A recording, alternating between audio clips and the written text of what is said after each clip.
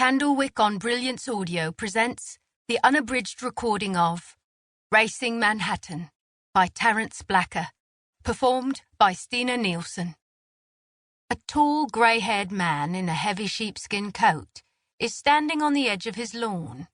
Beyond him are fields leading down to a wood. Now and then he puffs at a cigar. My uncle, Bill Barton. Uncle Bill.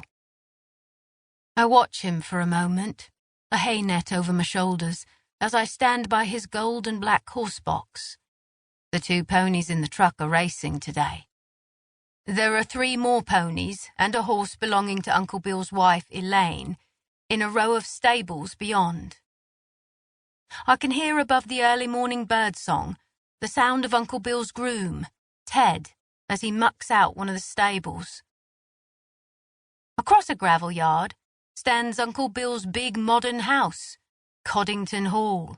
An old historic building with that name used to stand here, but shortly after my uncle bought it, a fire just accidentally happened to break out in the kitchen, and the place burned to the ground. "Every cloud has a silver lining," Uncle Bill says now when he talks about it. "Collected the insurance. Built a new house, modern, great facilities. Game room. More my style. Bish bosh done." That's Uncle Bill's way. He is a determined man. Things don't stand in his way for long. If someone disagrees with him, he gives them the look. There's something about Uncle Bill's look that persuades people to change their mind. He turns, zipping himself up. That's what he was doing there, like a big silver fox, marking his territory. I hurriedly put the hay net in the back of the horse box. A few moments later, Michaela, Uncle Bill's daughter, my cousin, and my, most of the time, best friend, ambles from the house toward the horse box. She looks amazing. Breeches, shining boots, silks in Uncle Bill's black and gold colours. She could be a real jockey, except in miniature, and with long blonde hair. She checks her reflection in one of the side mirrors. "Looking good, Em," I say. "Cheers, Jay." She smiles, then notices what I'm wearing. Sneakers, jeans, faded black t-shirt. The helmet on my head has a moth-eaten velvet covering and an old-fashioned peak. It looks like something out of Antiques Roadshow. "I could have lent you some stuff," she says, frowning. "No, it's fine. I'm comfortable." Michaela does an odd little pouty thing with her mouth, a gesture she's picked up recently at her new school.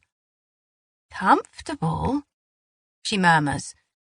"What's comfort got to do with it?" Now Uncle Bill is by the horse box. A proud dad smile appears on his face when he looks at Michaela. It vanishes when he catches sight of me. "Blimey, girl," he says in that rasping voice of his. "Dressed down Friday, is it?" "I had to get the ponies ready, Uncle Bill." He swears quietly and gets into the car. I take one last look at the back of the horse box. "Hey, boys, everything all right here?" Marius is looking restless. Dusty munches sleepily at his hay net. "That's the way, Dusty." Uncle Bill impatiently toots the horn. I close the horse box door. A movement in one of the house's upstairs windows catches my eye. My Aunt Elaine stands there in a silk bathrobe, her hands around a mug of tea. She is Uncle Bill's second wife, Michaela's stepmother, and is not exactly thrilled by the idea of our going racing. I wave goodbye to her. She looks away. I step into the cab, which is already thick with cigar smoke. Uncle Bill looks across at us, grinning. "Ready for the races, girls?" "Races, yay!" Michaela punches the air. "I'm so excited." "You've double-checked everything in the back, Jay?" he asks, putting the horse box into gear. "Yes, Uncle Bill." Bish, bosh, done.